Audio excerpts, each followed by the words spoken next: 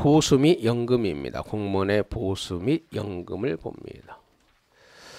공무원 보수 규정상, 공무원의 보수 규정상 고위공무원단 소속 공무원에 적용되는 직무성과급적 연봉제에 대한 설명으로 옳지 않은 겁니다. 상식적으로 한번 보라. 옳지 않은 겁니다. 고위공무원단에 속한 모든 공무원에 대해서 적용한다. 이래버리면 일단 의심을 심각하게 해버려야 된다니까. 심각하게. 다시 한번 봐볼게요. 고공단에는 일반직, 오케이? 특정직, 별정직이 있어요. 별정직이. 특정직은 예무직 공무원만 해당하는 거고, 여기에서 이제 문제가 생기거든요. 이 별정직 공무원에 봐봐. 별정직 공무원에 누가 있냐면 청와대 경호관들이 있어요. 청와대 경호관들. 이 청와대 경호관들은 무엇으로 직무성과를 성과? 예방. 청와대 경호관의 최고의 성과는 뭐한다? 어떤 상황이 발생하지 않게끔 예방하는 거잖아요. 근데 예방은 측정이 안 돼요, 잘. 이분들은 뭐한다? 성과 측정이 잘 안 되는 분들이에요. 청와대 경호관들 중에서 한 번이라도 이 문제가 잘못되면 이거 심각해지는 거예요, 이건. 그러니까 이분들은 뭐한다? 성과급적 연봉이 아니에요. 그냥 고정급이에요, 고정급. 주는 겁니다. 우리가 흔히 말하는 뭐한다? 호봉제가 적용되는 분이에요, 호봉제. 1번 한번 봐요. 아니, 그 해설 한번 먼저 보고 갑시다. 고위공무원단 소속 공무원은 일반직, 특정직, 별정직을 대상으로 하고 직무성과급적 연봉제가 적용됩니다. 이게 맞거든요. 근데 고위공무원단 소속 공무원 중 일부 별정직 공무원에 대해서는 직무성과급적 연봉제가 아니라 호봉제가 반영되는 겁니다. 오케이? 그 일부 별정직 공무원 중에 그 밑에 내려가 봅시다. 고위공무원의 보수 규정이 있어요.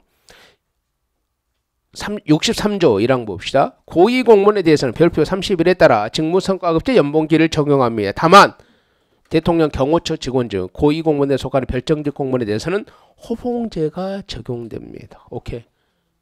그래서 모두란 말이 들어가거나 그러면 일단 의심을 심각하게 해야 된다니까. 왜 그래요? 왜? 우리가 알고 있는 게 굉장히 짧다는 것을 느껴야 돼요. 짧다는 것을 느껴야 돼요. 일반적으로 시험은 뭐예요? 그냥 일반직, 특정직, 예무직, 별정직 이렇게만 내지 별정직의 세부적인 것을 안 낸단 말이에요. 지금까지 대한민국 시험 문제에서 청와대 경호처에 별정직이 있다는 자체를 시험 문제 내본 적이 없거든요. 근데 뭐 그러니까 보수만 갖고 한번 내본 거예요. 근데 모든 그러면 무조건 의심을 심각하게 해야 됩니다. 심각하게 해야 돼요. 오케이. 그 다음에 2번. 기본 연봉은 기준급과 직무급. 기준급, 직무급이 있습니다. 기준급은 개인의 경력 및 누적 성과. 직무급은 직무의 곤란도와 책임의 정도를 따라서. 오케이. 맞잖아요. 직무급 자체가 뭐예요? 책임도와 곤란도잖아요. 뭐예요? 직무급이 뭐예요? 직무의 책임도와 곤란도에 따라 보수를 주는 게 직무급이에요. 그러니까 직무급은 곤란도 책임의 정도. 기준급은 개인의 경력 및 누적 성과. 두 개를 합해서 뭐예요? 직무성과급. 이렇게 가는 거예요. 아니, 기준급과 직무급을 통해서 기본 연봉이 정해지는 겁니다. 오케이. 이제 거기에 기준급에 뭐한다? 성과가 반영되어 있는 거죠. 이렇게 돼서 이걸 전부 다 암기하고 그러기는 굉장히 힘들어요. 그래서 또 다시 한번 들어봐요. 이런 문제가 나왔을 때 뭐 이렇게 해야 된다? 이 모든 다, 오케이, 모든 다 심각하게 의심을 해야 돼. 심각하게 틀렸다. 오케이. 다시 한번. 우리는 지금 수험행정학이기 때문에 전체를 다루는 거 아니에요. 그러니까 우리가 알고 있는 지식 극히 일부라는 것을 생각을 하셔야 되거든요. 그래서 모두 다 이런 표현이 나오면 일단 우리는 그게 틀릴 확률이 거의 90% 이상이라는 의심을 갖고 문제를 풀어야 됩니다. 오케이. 이렇게 보시면 되고 6번 갑시다. 공무원 보수제도 중 연봉제에 대한 설명을 옳지 않은 겁니다. 직무성과급적 연봉제는 고위공무원단 소속 공무원에게 적용됩니다. 맞죠? 고정급적 연봉제는 연봉은 기본 연봉과 성과 연봉으로 구별됩니다. 고정급적 연봉은 성과 연봉이 있을 수가 없어요. 왜? 성과 연봉은 사람마다 성과 같아 틀려요. 다르니까 달라야 되는데 고정급적 연봉은 성과 연봉 자체가 있을 수가 없거든요. 봐봐. 고정급적 연봉을 받는 사람들이 정무직 공무원이거든요. 그러면 장관은 정무직 공무원이잖아요. 그러면 장관마다 성과에 따라서 전부 다 차이가 있는 게 아니에요. 똑같지. 전국의 광역자치단체장은 전부 다 정무직 공무원이에요. 그럼 광역자치단체 연봉이 똑같아요. 성과가 있을 수가 없어요. 그분들은 오로지 4년에 한 번씩 뭐 성과를 뭘로만 재신임을 받아졌느냐, 선거에서 떨어졌느냐 이것만 갖고 성과평가라는 거예요. 누가? 주민이 직접, 국민들이. 그러니까 성과라는 용어가 들어갈 수 없어요. 고정급적 연봉에는. 오케이. 성과가 들어가면 고정이라는 말 자체가 깨지거든요. 성과는 사람마다 틀리기 때문에 그럽니다. 다 당연히 2번이고 3번. 직무성과급적 연봉제에는 기본연금과 연봉, 기준급과 직무급 맞죠? 직무급이 직무의 책임도와 권한도, 기준급이 뭐예요? 근무연수와 성과, 여기에 성과 들어가죠? 기준급에 성과가 들어간다고. 다시 5번 다시 가봐. 기준급은 개인의 경력 및 누적 성과를 반영한다면 기준급에 성과가 반영되고, 직무급은 책임도와 권한도고. 다시 직무성과급적 연봉제에서는 기본 연봉은 기준급과 직무급, 오케이? 기준급에 성과가 들어가는 겁니다. 여기 봐. 여기가 기준급이고 얘가 뭐한다? 얘잖아요. 직무의 책임도와 권한도. 4번. 성과급적 연봉제와 직무성과급적 연봉제의 성과연봉은 전년도 업무 실적에 따라 평가 결과에 따라 차등 지급된다는 점에서 유사한 맞지 않아요? 차등이죠. 언제? 전년도 성과에 따라 주는 거죠. 오케이. 전년도 성과에 따라 주는 겁니다. 답은 2번입니다. 굳이 우리가 좀 하나 더 써 예상 문제로 보고 간다 그러면 뭐가 되겠어요? 예상 문제로 보고 간다 그러면 예죠. 예. 직무성과 기본연봉 기준급과 직무급의 합이고. 오케이. 5번과 6번 문제. 기준급은 뭐한다? 누적성과, 직무급은 이거. 두 개를 합해서 뭐한다? 직무성과급적 연봉이 나온다는 거. 기준급은 이거고 직무급은 이거고. 6번 직무성과 연봉제는 기준급과 직무급의 합으로 구성된다는 정도. 이 정도만 더 추가로. 7번 봅시다. 공무원 보수제도로서 연봉제에 대한 설명을 옳지 않은 거, 옳은 겁니다. 옳은 거. 연봉제 도입을 통하여 관료제 내부의 공동체 의식이나 팀 정신이 향상된다. 맞아 틀려요? 틀렸어요. 들어봅시다. 관료라 말을 썼잖아요. 그러면 뭔가 고정급적 연봉은 아니에요. 고정급적 연봉은 정무직 공무원에게 적용되니까 정무직 공무원 우리가 관료라래요? 정치인이라래요? 정치인이죠. 정무직 공무원은. 오케이? 정무직 공무원은 정치인입니다. 그러니까 정무직 공무원은 신분보장과 정치적 중립이 적용 안 되잖아요. 우리가 관료라는 말은 직무성과급적 연봉, 성과급적 연봉, 오케이. 이걸 말하는 거예요. 오케이. 그러면 관료제 내 연봉제가 도입됐다는 것은 성과급적 연봉이에요. 직무성과급이나 성과급적 연봉이죠. 그러면 이 연봉제는 성과급적 연봉은 경쟁이에요? 협력이에요? 경쟁이라니까. 성과급이란 단어가 들어간 건 치열하게 경쟁이에요. 경쟁. 경쟁은 공동체 의식이나 팀 정신이 와야 되는 거예요. 오케이. 성과급이란 단어는 반드시 무엇을 전제로 한다? 경쟁을 전제로 하는 거예요. 경쟁을 통해서 성과급이 나오는 겁니다. 오케이? 경쟁을 통해서 성과급이 나오기 때문에 공동체 의식이나 팀 정신은 향상되는 게 아니라 뭐 한다? 와야 되는 거예요. 2번. 연봉제는 실적주의 및 직위분리제를 강화시키지만 직업공무원제, 계급제를 약화시키는 경향이 있습니다. 7번의 답은 2번입니다. 왜 그럴까? 연봉제는 기본적으로 실적주임이 직위분리제와 가까워요. 왜 그럴까?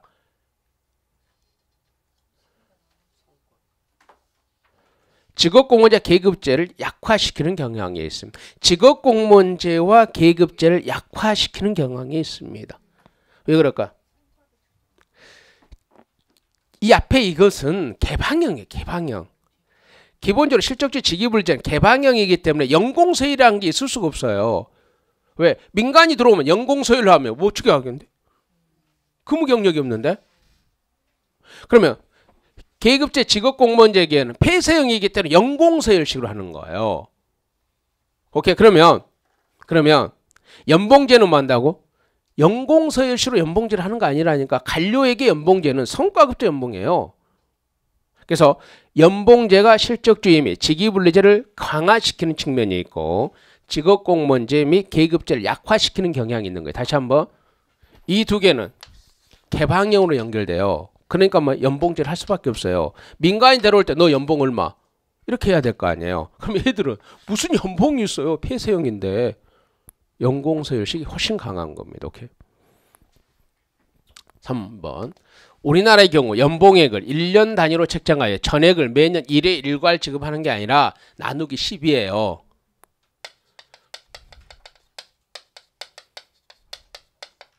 연봉 월액입니다. 오케이. 나누기 12 연봉 월액으로 지급합니다. 우리나라 고위공무원단에 속하는 공무원의 연봉제 수립에 있어서 직무 분석이 직무 평가보다 더 중요한 기능을 한다.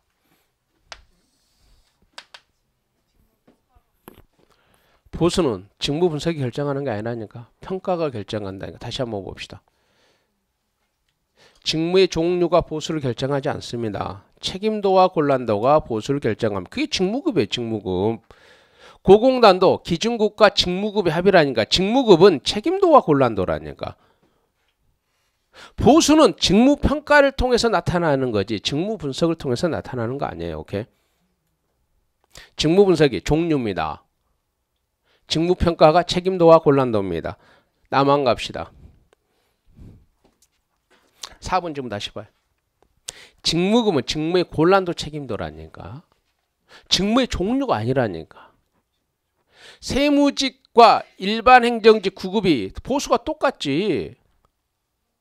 종류는 보수를 결정하는 게 아니라 책임도와 곤란도가 보수를 결정해요. 그럼 책임도와 곤란도가 직무평가에서 나와요. 오케이. 그래서 우리나라 고위공무원단에 속하는 공무원의 연봉제 수립에 있어서 직무평가입니다. 보수는 직무평가가 영향을 미치는 겁니다. 됐죠? 최번에 그래서 답은 2번밖에 없습니다. 연봉제는 연봉 월액입니다. 8번 갑시다. 총액 인건비 제도의 운영 목표와 가장 거리가 먼 겁니다. 들어봐요. 총액 인건비 그 밑에 장단점 써놨으니까 일단 여기 좀 봅시다. 총액 인건비하고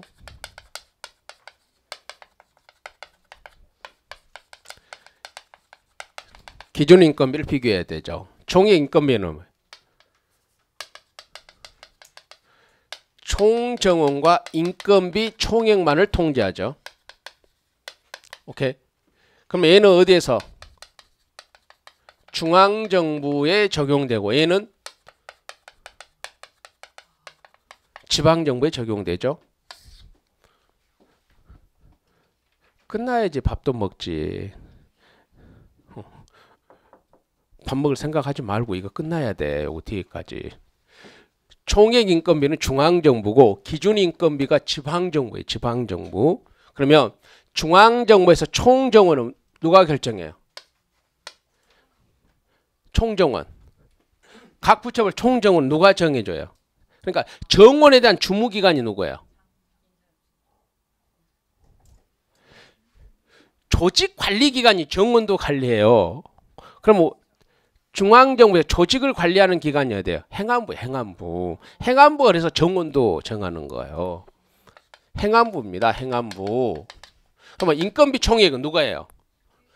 기재부가 하는 거예요. 그러니까 각 부처의 총정원과 인건비 총액을 통제하는 겁니다. 그러면 각 부처는 이 범위 내에서 자율적으로 하는 거죠. 자유를 하는 거예요. 그래서 각 부처는 자유를 가졌으면 무엇으로 책임진다? 성과로 책임을 지는 거예요. 그러면 뭐에 자유를 갖는 거예요? 기구 설치와 직급의 자유를 갖는 거잖아요. 기구 설치와 직급의 자유를 갖고 성과로 책임지는 겁니다. 이거잖아. 환경부의 환경부의 총 정원이 뭐 200명, 인건비 총액이 얼마? 1천억. 이것만 통제를 받고 환경부 장관이 알아서 한다니까? 그럼 환경부에 총 정원 몇 명? 50명 들 수도 있고 100명 들 수도 있고 199명 들 수도 있고 200명도 들 수 있어요. 몇 명만 들 수 없다? 201명만 못 든다는 거예요. 총 정원만 통제받는 거. 인건비 뭐 한다? 1천억? 100억 쓰면 훌륭한 거예요. 900억 써도 돼요. 999억 써도 돼요. 1000억 써도 돼요. 1000억 100억은 못 써요. 이것만 통제받고 나머지는 기구 설치와 직급에 대해서 자유를 갖는 겁니다. 이게 총액 인건비예요. 그러면 기준 인건비는 인건비 총액만 통제받는단 말이에요. 그러면 지방정부의 인건비 총액 누가 통제해요? 행안부 장관이 통제하죠. 행안부가. 그래놓고 자유를 주는 거예요. 그리고 성과로 책임을 지는 겁니다. 어디에 자율이? 무슨 자유? 기구 설치, 직급, 정원도 자율성을 갖는 거예요. 정원도. 왜? 이제 정원 아니니까. 기구 설치, 직급, 정원도 자율성을 갖죠. 법안나 개정됐죠. 추가 자율 범위 3%가 있었는데 이거 삭제했죠. 기준 인건비 추가 자율 범위 3% 법 개정이 됐습니다. 삭제됐습니다. 아니 처음 들었다는 그런 표정을 짓지 말고 좀 봐봐. 기준 인건비에서는 뭐가 있었냐면 인건비 총액을 벗어나더라도 인건비 총액 3% 이내에서는 지자체장이 정원을 자율적으로 더 늘릴 수 있었어요. 이 3%를 폐지시켰다니까. 추가 자율 범위 3%가 폐지됐어요. 폐지. 오케이? 추가 자율 범위 3% 폐지입니다. 써줄까? 그 책에 보면 추가 자율 범위가 3%라고 있어요. 이게 뭐한다? 폐지됐다고. 법 개정됐습니다. 추가 자율 범위 기존 인건비의 3% 폐지됐습니다. 오케이? 요거 좀 알고 가야 된다니까. 오케이? 봅시다. 8번. 총액 인건비 제도의 운영 목표와 가장 거리가 먼 거죠. 성과 보상의 연계입니다. 오케이? 성과로 책임을 지잖아요. 자율과 책임입니다. 자율을 졌죠. 성과로 책임을 지는 겁니다. 기관 운영의 자율성이죠. 총만 통제받는 거잖아요. 답은 1번이에요. 무슨 이게 민주적 통제예요. 자유를 주고 성과로 책임 묻는 거죠. 오케이? 그 밑에 봅시다. 밑에 의의 봅시다. 의의 341페이지. 중앙예산기관, 기획재정부, 조직관리기관, 행정안전부가 총정원과 임금 예산 총액만을 정해주면 각 부처는 그 범위 안에서 재량권을 발휘하여 인력 운영 및 기구 설치에 대한 자율성과 책임성을 보장받는 겁니다. 자유를 가졌죠. 성과로 책임을 지면 된다는 겁니다. 장점이 뭐예요? 자율과 분권입니다. 성과 책임에 초합니다.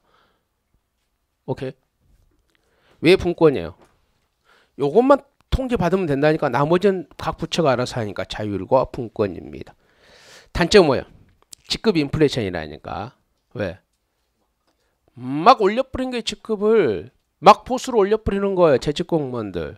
신입 공무원 안 뽑아요. 인건비 총액 다 찼으니까. 오케이. 재직자 이기주의죠. 이런 단점이 있다는 겁니다. 9번 갑시다. 9번 봅니다.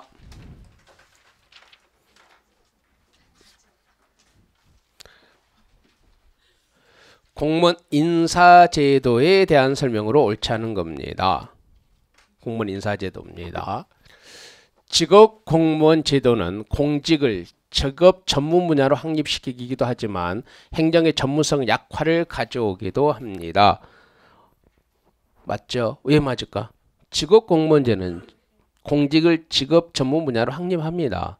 근데 왜 행정의 전문성을 약화시켜? 계급제고 일반 행정관이니까 전문성을 약화시킴을 가져오기도 합니다. 1번 맞죠? 2번.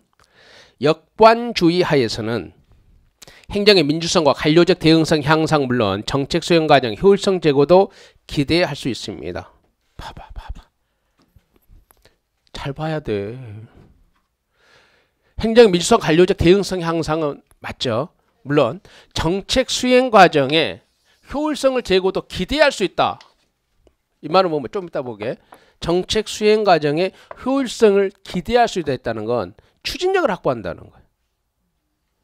논란이 적다는 거예요. 가자 그러면 가는 거예요. 그냥. 좀 이따. 대표 관리자는 역차별의 문제의 발생과 실적주의 훼손의 비판이 제기되며 사회적 소외 집단을 배려하는 우리나라의 균형 인사 정책은 미국의 적극적 교체 관점에서 이해될 수 있습니다. 맞잖아요. 다 맞았잖아요. 대표 관리 역차별 문제, 실적주의 훼손, 실적주의 전문성과 능률성이 훼손된다는 겁니다. 오케이? 우리나라 균형 인사 정책, 미국에서는 이걸 적극적 조치를 하래. 미국의 대표 관리제 정책이 적극적 조치입니다.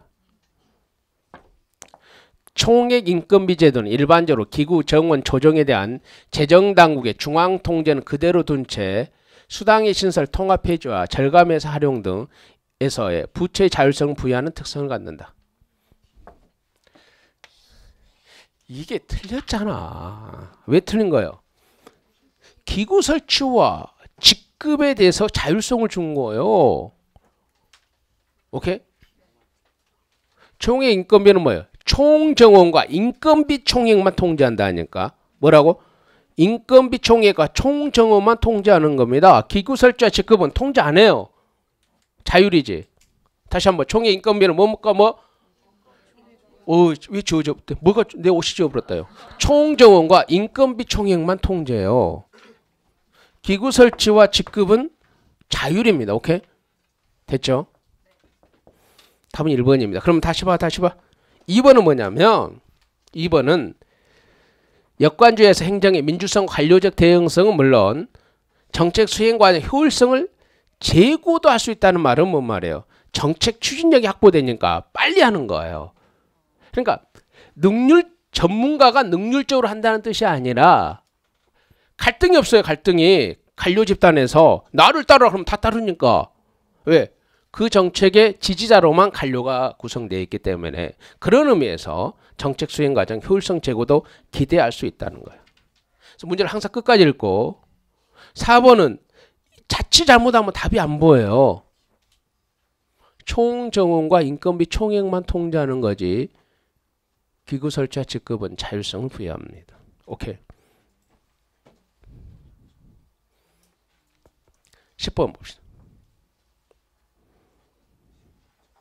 공무원연금입니다. 공무원연금의 재원의 형성 방식에 따라 부과 방식과 적립 방식으로 나눌 수 있습니다. 부과 방식과 비교한 적립 방식의 장점이 아닌 거예요. 그러면 우리나라는 부과 방식일까 적립 방식일까?